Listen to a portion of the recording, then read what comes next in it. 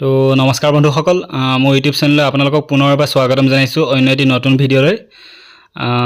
ইতিমধ্যে ইউটিউবত বিভিন্ন ধৰণৰ ভিডিঅ' আপলোড হৈছে যে স্কুটি বিতৰণৰ যি অনলাইন এপ্লিকেশ্যন সেয়া আৰম্ভ হৈ গৈছে ইত্যাদি ইত্যাদি কিন্তু এতিয়ালৈ কোনো অনলাইন নটিফিকেশ্যন অহা নাই একো অফিচিয়েল নটিফিকেশ্যন অহা নাই স্কুটি বিতৰণক লৈ হায়াৰ ছেকেণ্ডেৰী পাছ কৰা ছোৱালীবিলাকৰ বাবে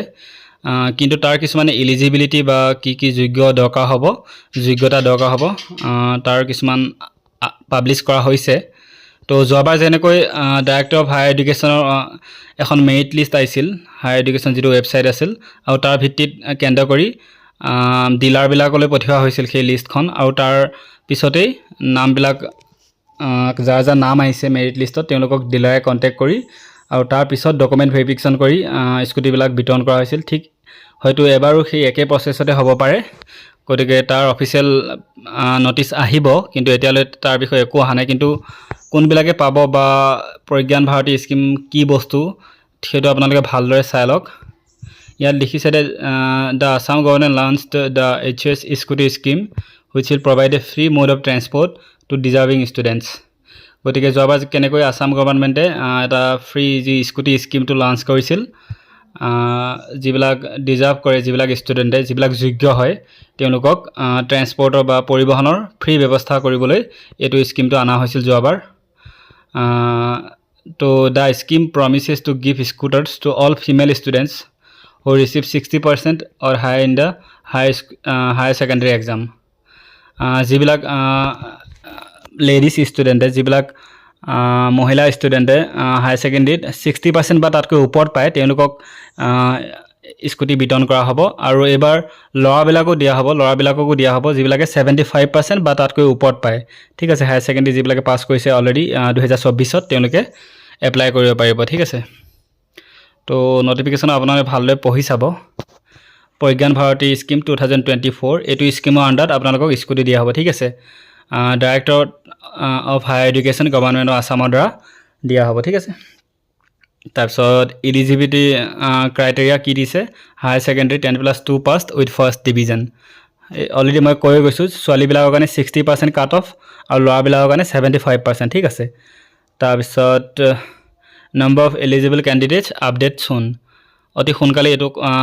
ৱেবছাইটত আপডেট কৰা হ'ব ডাইৰেক্টৰেট অফ হায়াৰ এডুকেশ্যন যিটো ৱেবছাইট আছে তাত আপডেট কৰা হ'ব আপোনালোকে চাই থাকিব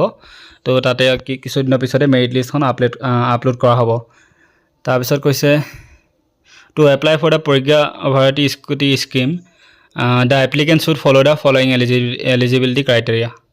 তো ইয়াত লিখি দিছে যে candidate should be permanent resident of Assam state অসমৰ পাৰ্মানেণ্ট ৰেচিডেণ্ট হ'ব লাগিব এপ্লিকেণ্ট মাষ্ট বি ফিমেল হ'ব লাগিব আজিকালি এতিয়া মেলো কৈছে 75%ৰ ওপৰত যিবিলাকে পায় তেওঁলোককো দিয়া হ'ব ঠিক আছে তাৰপিছত কৈছে ফাইনেন্সিয়েল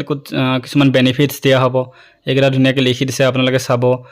যে ওৱান টাইম 50,000 টকা এটা লোন ছাবচিডি দিয়া হ'ব আৰু বিভিন্ন ধৰণৰ ঠিক আছে এইকেইটা পঢ়ি চাব আপোনালোকে বুজি পাব আৰু এপ্লিকেশ্যনৰ সময়ত যেতিয়া এপ্লাই কৰিব অহাৰ পিছত তেতিয়া আধাৰ কাৰ্ড নম্বৰটো জৰুৰী হ'ব স্কুলৰ ID কাৰ্ডখন আৰু 12ৰ যিখন মাৰ্কশ্বিট তাৰপিছত পাছপৰ্ট চাইজ ফটো এনেকৈ বিভিন্ন ধৰণৰ বস্তু দৰকাৰ হ'ব তেতিয়া মই আপোনালোকক আকৌ এটা ধুনীয়া ভিডিঅ' বনাই দিম যেতিয়া অনলাইন আবেদন প্ৰক্ৰিয়া আৰম্ভ হ'ব ঠিক আছে তো এইখিনি আপুনি পঢ়ি চাব ধুনীয়াকৈ কি কৰিব লাগিব তো আপোনালোকে মুঠতে এতিয়া এইটো জানি লওক যে এতিয়ালৈকে একো আপডেট অহা নাই স্কুটি বিতৰণক লৈ তাৰ আপডেট অতি সোনকালেই আহিব ইয়াত লিখিয়ে থৈছে চাওক starting date of apply online coming soon মানে এতিয়ালৈ অহা নাই হয়নে ক্লজিং ডেটো একো অহা নাই কামিং চুন তো starting date of apply offline গতিকে অনলাইনৰ বাবেও একো এতিয়ালৈ আপডেট অহা নাই আৰু অফলাইনৰ বাবেও একো আপডেট অহা নাই অতি সোনকালে আহিব যেতিয়া আহিব তাৰ এটা ভিডিঅ' মই আপোনালোকক বনাই দিম কিন্তু আপোনালোকে ডাইৰেক্টৰেট অফ হায়াৰ এডুকেশ্যন যিটো অফিচিয়েল ৱেবছাইট আছে তাত আপোনালোকে চেক কৰি থাকিব পাৰে বা মাজে মাজে যদি আপোনালোকে অসুবিধা পায় তেন্তে মই এটা ধুনীয়া ভিডিঅ' বনাই দিম আৰু যিদিনাখনেই আহে সেইদিনাখনে আপুনি এপ্লাই কৰিব পাৰিব ঠিক আছে তো থেংক ইউ ভিডিঅ'টো সম্পূৰ্ণকৈ চোৱাৰ বাবে আৰু যদি ভিডিঅ'টো ভাল লাগিল তেন্তে লাইক আৰু শ্বেয়াৰ কৰিবলৈ নাপাহৰিব